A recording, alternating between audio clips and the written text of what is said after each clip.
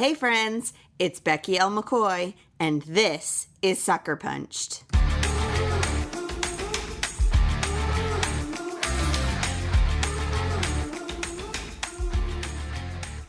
Hi friends, welcome to episode 55. I have been reflecting on these last handful of episodes in this disappointment series and how I have been so grateful for kind of the slight switch to focusing on these common emotional experiences that tie our stories together, and maybe not the actual like shared experience of losing a loved one or mental health or the topic kind of thing. I have been able to really reflect on how I handle disappointment. Sometimes I handle it really well, and other times I do not. to put it to understate. But it's been a real gift and opportunity to just kind of focus on this one aspect of life and how does it impact me, and how do I want to handle disappointment in the future, because I know that it'll happen. And so I've been thinking about some of the books that have helped to shape my view of disappointment, my understanding of the role that disappointment plays in my life and how much weight I should give it, because, you know, emotions are not bad or good. They're a neutral thing. They're part of who we are, part of our human experience. And sometimes we pay too much attention to the emotion and make all of our decisions based on the emotion without kind of stepping back and getting perspective. And sometimes we ignore our emotions and assume that they are distracting us, when in fact sometimes our emotions can be really helpful in figuring out what we think about something. And so there are two books specifically that I want to share with you. The first one is called Bittersweet, and it's written by Shauna Niequist. It's a set of essays just on different bittersweet moments in her life. And I love tying the word bittersweet with disappointment. I think that's so... I never would have really maybe used bittersweet as a synonym for disappointment before. But after really reflecting on it, that book, it really walks with her through several major disappointments in her life, and some smaller ones too. But disappointment doesn't just have to be like, oh, I was really hoping to go to that restaurant, but it's closed on Monday. That's disappointing. Like, disappointing can be very, what is the word I'm thinking of? Don't you hate when that happens? Disappointment can really wreck you, and it can be things that really break your heart, like miscarriage or losing your home, whether that be for financial reasons or fire, or, you know, those are profoundly disappointing things that really happen to people. Maybe they've happened to you. And so her book, Bittersweet, was kind of one of the first books I remember reading as an adult that just really laid it all out and said, you know what, life is, it can be really disappointing, but that doesn't mean that life can't be good. So there's a link to that book in the show notes. And then the other book is actually a brand new book, and it just came out. It's called Remember God by Annie F. Downs. And I gave Annie a shout out last episode. So she gets a double shout out, which is super fun. But she kind of wrote this book almost in real time, which is crazy. Like, she says she was kind of she was reflecting 6 months later on what was happening in her life. But like, when she started writing this book, when she wrote chapter 1, she didn't know how it was going to end. She didn't know what was going to happen in her life. So it's kind of this real time telling of some massive disappointments in her life and things that she thought was going to happen and work out, and they didn't. But the ways that she was truly surprised by good things, even with that disappointment. The audiobook is fantastic. I have it in print and then the audio as well. And Annie reads it, which is fun because she kind of throws in little random improvisational off the cuff comments. But it is definitely my favorite book that she's ever written, because she's not afraid to really explore the pain of disappointment. So that book is Remember God by Annie F. Downs, and that is in the show notes as well. If you, I just want to give you a few resources on kind of these topics. One is if you missed the Brave Together virtual retreat, we talked about perseverance. And I think that when you experience disappointment, and especially when you experience a lot of disappointment, you learn how to persevere. And we talked about that. That was the topic of the retreat. We talked about persevering, what that looks like as endurance, how to rest and how to incorporate rest into persevering, what it looks like to persevere, to have a community that you get to, that helps you to persevere, especially when it's hard, and what it looks like to persevere through disappointment. So you can get the audio version of the retreat. So you can take it with you to go wherever you like to listen to podcasts or books or whatnot. Just head to beckylmccoy.com/shop. And the other thing I wanted to point you to is some of my thoughts on disappointment. And it's in a blog post on beckylmccoy.com.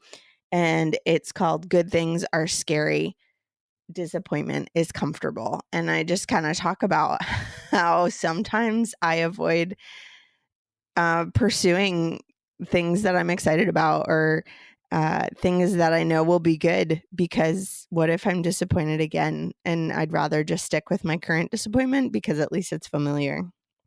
And a lot of you have responded and said that you know exactly how that feels.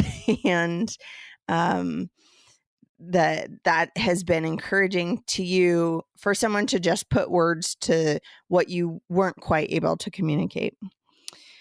So on this episode, I am talking with a real life friend, Tasha, about a failure in her career. And so 2 episodes ago, I talked with Jennifer Dukesley in episode 53 about when she didn't get a job, that she was she had put all her eggs in that basket and was super excited about it and didn't get it. This episode is a little different. Tasha and I talked about what happens when your career, your vocation is your passion, and you fail at it. What happens next? Do you quit? Do you give up? How do you handle letting yourself down when you feel like the disappointment? Not so much that your situation is disappointing, but that you have let other people down. And I'm just so encouraged and grateful for this conversation, because I feel like professional and personal failure like this, where we feel like we are the disappointment, that we don't really talk about it. because we're ashamed or we feel really guilty or whatnot. So I'm so grateful for Tasha and her vulnerability and sharing this story. And I really hope that you will be encouraged by it.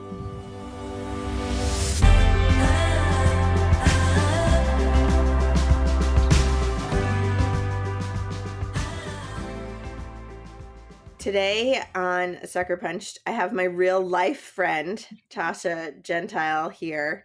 And as much as I love having like writers and different people who kind of do this like speaking thing for a living, I also super love having my real life friends on because everybody has dealt with really hard things. Mm-hmm. So thanks for being with us today, Tasha. Sure. Thanks for inviting me.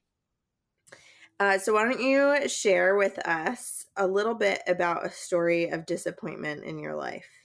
Okay. Well, I was just starting out in my career as a doula.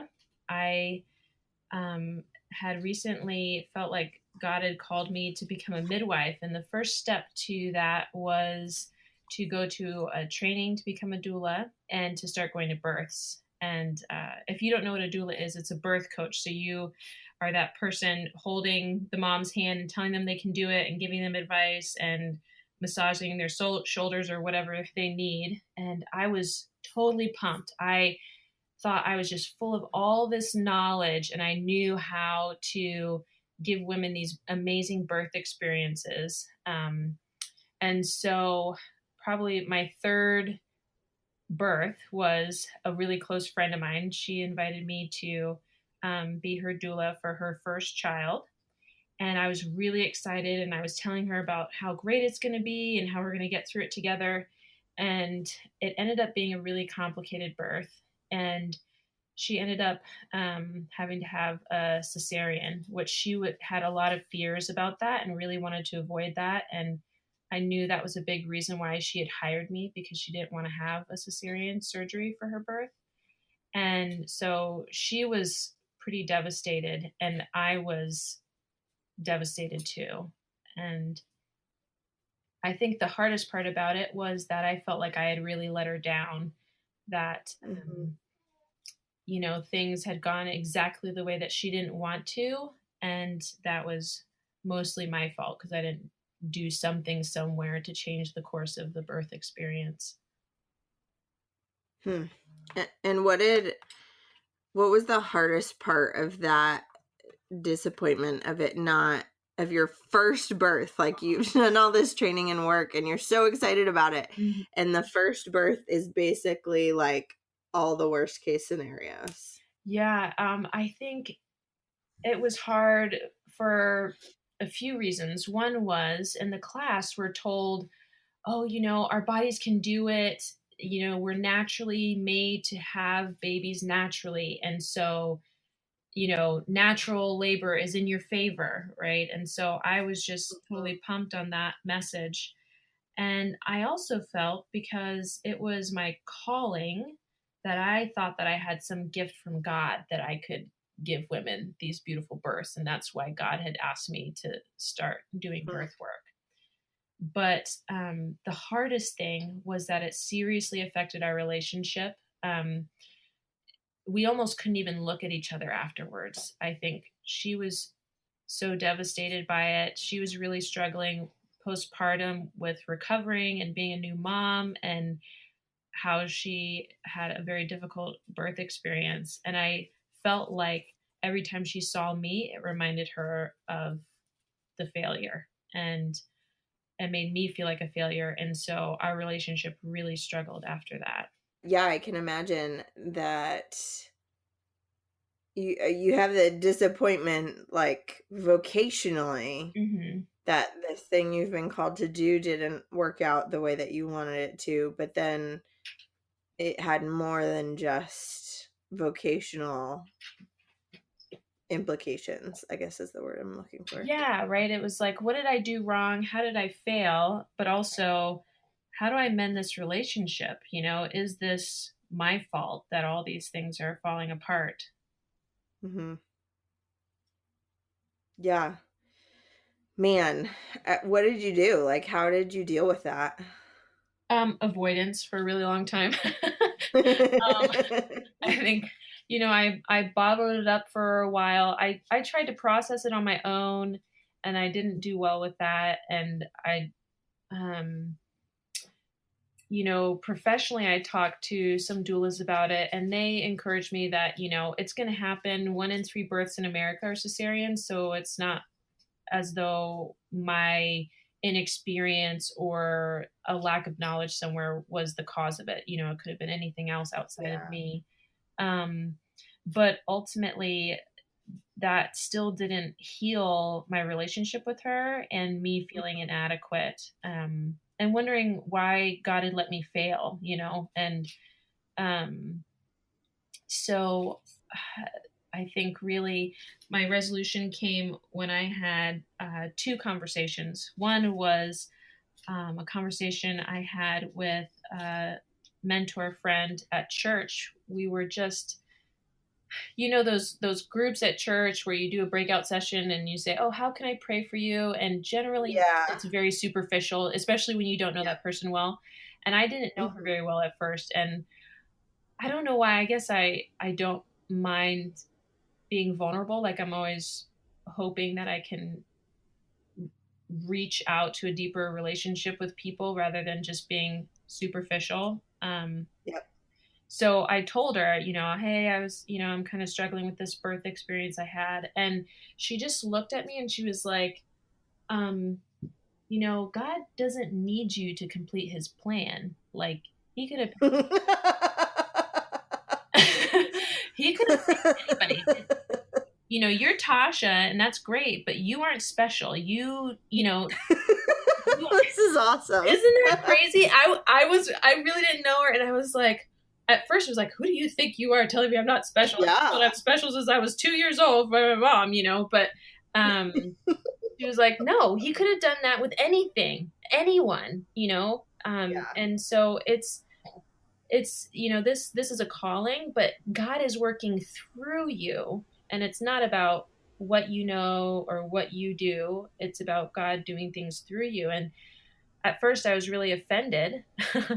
um, Sure. but then I realized that it was so true, and that it took pressure off of me to perform to a certain level, because God doesn't need me to do things exactly right for his plan to be completed. And then the second conversation I had was with my husband.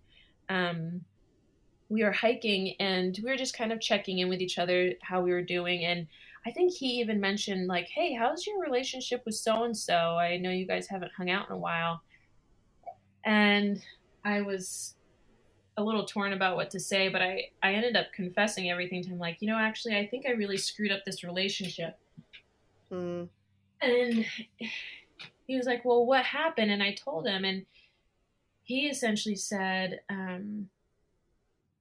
the same thing, that it's not my calling, because I'm going to give every woman the perfect birth, and the Mhm. perfect birth doesn't look the same for every woman.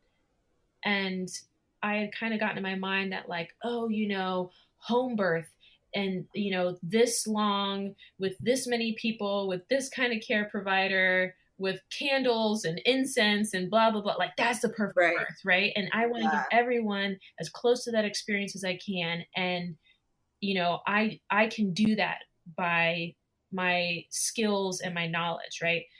And Mike was Hmm. like, that's not perfect for everybody. And that's not the Right. plan God has for everybody. And so ultimately, everybody's getting the perfect birth. You're not failing. You're only failing because you're thinking the way it should go. And um, Oh man. yeah, A mic drop right I there. know. Pretty amazing in that way. So yeah, that helped me to take a lot of pressure off of my whole career. I can't even imagine if I had gone through, Mm. the past 5 years of being a midwife and going through school, thinking that I had to know enough in order to create the perfect birth experience for every woman that I attended. And So that was really helpful. And then, he said, you need to go to her and you need to confess where your heart is at and how you're feeling. And I'm sure she's really struggling too. And so, Yeah. we, So how did it resolve? What did resolution look like in this situation? very awkwardly coming together one evening and just confessing to each other. And we both felt like we had let each other down. Isn't that funny that she thought she had Yeah. let me down? And so she was having trouble communicating with me because she felt like she had disappointed me or that she had done something wrong. And now my track record's messed up or something. Hmm. And it was really funny to see the lies that she was believing and Yeah. for it to be so obvious to me to say, no, of course not. That's not true at all. And then for me to confess the lies that I was believing and her to say, no way, I didn't think that you could give me exactly the birth experience. I just wanted you to go through with me. So, Wow. yeah, it was very healing. Yeah, I can imagine. And that you were both seeing the same situation and being disappointed for like different reasons, Hmm. but that you both had the clarity and perspective to like, no, this is what's really happening. Yes, and how much healing came out of bringing it to the light, to really not bottling it up and trying to deal with it and avoid the person because you feel like you let them down, but really saying, "Hey, I'm sorry. I feel like I let you down," and for them to Hmm. really, speak truth into that and say, "No, you're fine." Yeah, sure. So, what did resolution look like vocationally? Because you're still, I mean, as much as you can with 3 children, you're still helping Children, who's women that? Is with. that me? I have 3 kids. That's crazy. I know. um, like you're still helping women with their birth. So how did this experience kind of change your perspective on this calling and vocation? Well, primarily it gave me a lot of freedom. And I think that the story of God's grace is evident in that, because, when we are striving to achieve and earn favor or create the perfect situation, we are inevitably going to fail. We are broken, imperfect people. And when we believe that we can create something perfect, I think that's when we become disappointed. And so, vocationally, it gave me freedom to know that, hey, whether this was because of my mistake or not, it's okay. That Hmm. ultimately God's in charge. And I like to think of the conversations that must be going on because I'm sure God's not sitting up there looking at me fumbling around and thinking, "Oh man, I got the wrong person for this job," you know, Yeah, whoops. and just kind of rubbing his forehead like, "Ah." He knows all of my Yeah. inadequacies, and he still puts me in these situations anyway. And um, he can redeem those mistakes and use those mistakes, and ultimately, I think that just um, being with women is the greatest gift I can give them, not a certain birth experience. So, Yeah, and I really enjoyed watching you also care so much for women that it's not even just about the birth. mhm. Like you really want to care for women emotionally and mentally through their whole pregnancy and then that whole postpartum like fourth trimester kind of Yes. um time afterwards. And do you think kind of learning all of that and finding your passion there had anything like do you think you still would have gotten to the point you are now if all of your first births as a doula had gone perfectly? No, absolutely not. That's the wonderful thing about it too. It's just a wonderful learning experience in the end. And I think having disappointments, being broken, being imperfect, and knowing that makes you more applicable to women. And honestly, Mm. I started doing this work because I wanted to be a missionary midwife. I met a missionary midwife, and I had no idea what a missionary was, and I had no idea what a midwife was. And and I said, I feel "What like is?" this doesn't surprise me about you. I said, "What is that? What do those words mean?" And she explained to me essentially that she supports women through the most vulnerable, life-changing year of their life. Mm. And as soon as she said that, I thought that's exactly what I want to do for the rest of my life. And I didn't know Yeah. natural childbirth, hospital birth, any of that, but I did hear God saying that's what you need to do. Support women, empower women, encourage them throughout the childbearing year. And that's, trying to get pregnant, thinking about pregnancy, or unraveling that year after you have a baby where, you're fighting all kinds of disappointments all the time being Yeah, a for new real. mom, no matter how many times you've Yeah. done it. So, Mm. If you were sitting and chatting with someone who was having um some similar disappointments with this thing that they thought God had called them to and they're so passionate about, and it's just not at all unfolding how they expected it to, how, how would you encourage them through that moment in their life?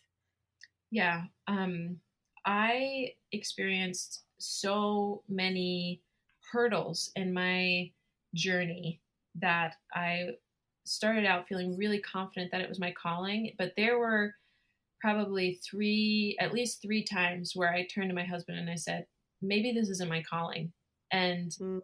um, just feeling like giving up might be the easier solution, or that I might have been wrong because it's hard. But I would encourage women that, to suffer, to struggle is Christ-like, is Christian, that this world is not trouble free. And the great thing about it is that all those struggles can be redeemed for good. And um, just looking at it from, I may not understand now, but ultimately, God can do something with this. And if He's called me to this work, maybe it's not meant to look the way that I had pre programmed in my mind. Um, but I should be willing to go along for the ride, even if it's difficult or hard, and not question God's judgment or His ability to complete His calling through me. Yeah, I mean, I feel like every adult can probably, or even, even young adults can identify with that. Like, when I dreamed of what I'd do, I thought it would be like this, Mm-hmm. and it's like this in reality. And how do I reconcile those two versions of the dream together? Yes. I think too, an issue with, I don't want to sound too arrogant here or anything, because this is totally me, but I think a lot of people in our generation kind of grow up with this mantra, you can be anything, you can do anything. And Sure. almost like this sense of entitlement, like, why isn't this going exactly the way that I want it to? I can do anything. And Mhm. I go back to my mentor's words, she saying, you aren't special, like, you're great, you were created by God intentionally, but Mhm. you know like, we aren't entitled to things being exactly the way that we want them to, or exactly the way we thought they were going to be. And honestly, that's great, because my idea of perfect is so much smaller and incomplete than God's perfection. And so I need to constantly put on those glasses and realize that just because it's not going the way I want, it's still great, and that it's actually probably better than what I originally wanted. I just have to reframe my thinking about it. Mm-hmm. Yeah, that's so good. I always tell people, like, I can't be awesome at everything, right? I just have to pick a few things to be awesome at. I know. I struggle with that so much. Oh, it's so hard. Why not, Okay. Becky? I want to do everything well. I know. I'm with you. I'm with you. Well, thank you so much for sharing about this. I know that that it's going to be really encouraging to a lot of people, because even when we first started talking about it and you shared this part of your story with me, like, I haven't been able to stop thinking about it since then, because I know that I would react like exactly the same. Yes. If it had been me. Yes. And just to see how you've processed it and allowed growth to happen is really encouraging. Mm-hmm. Thank you. Yeah. So everyone, leave some love for my friend Tasha below, and I really hope that we can have more of a discussion about this idea of just kind of being disappointed by how dreams, vocational dreams especially, pan out in the Brave Together Facebook group. Mm-hmm.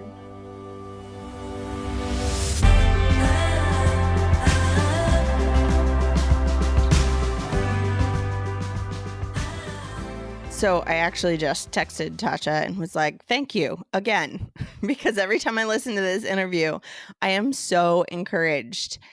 She is such a wise person and so sincere in not just her passion, but wanting to truly use her gifts and her strengths to serve other people. She is just such a wonderful human being. So thank you, Tasha.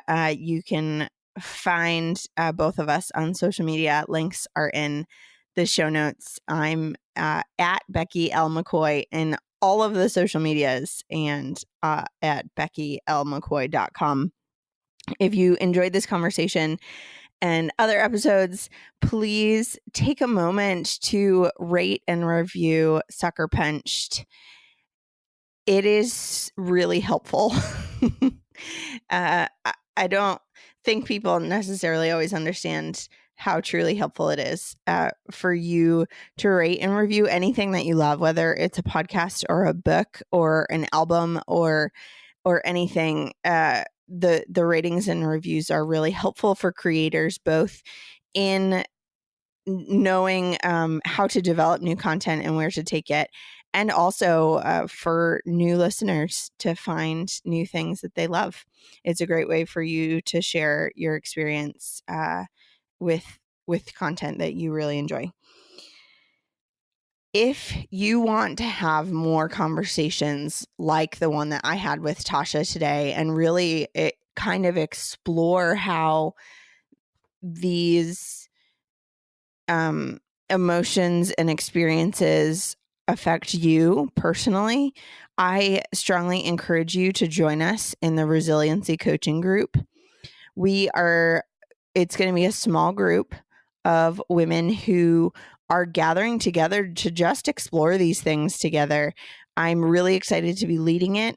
We're going to explore who we are, who we were created to be, what our strengths and weaknesses are, what our passions are, how those things overlap, how to handle the hard things that we're dealing with in life right now, or maybe recover from the hard things that we just came through, and how to prepare for the hard things that will come down the road.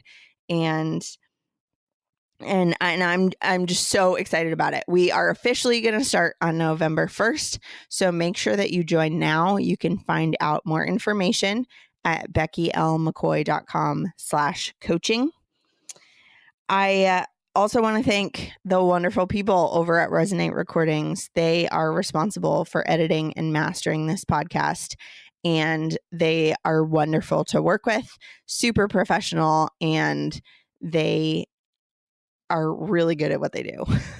So if you are thinking about starting a podcast, or you have a podcast and you want to make it sound even better, you should head over to resonaterecordings.com. Lastly, if you have a product or a service that you want to share with people, I would love to partner with you as a sponsor for the Sucker Punched podcast. I love sharing things with people. Whenever I find something that I love, I can't help but share it with everyone that I know. And I would like to be able to do more of that on the podcast. So please get in touch with me. You can email me podcast@BeckyLMcCoy.com.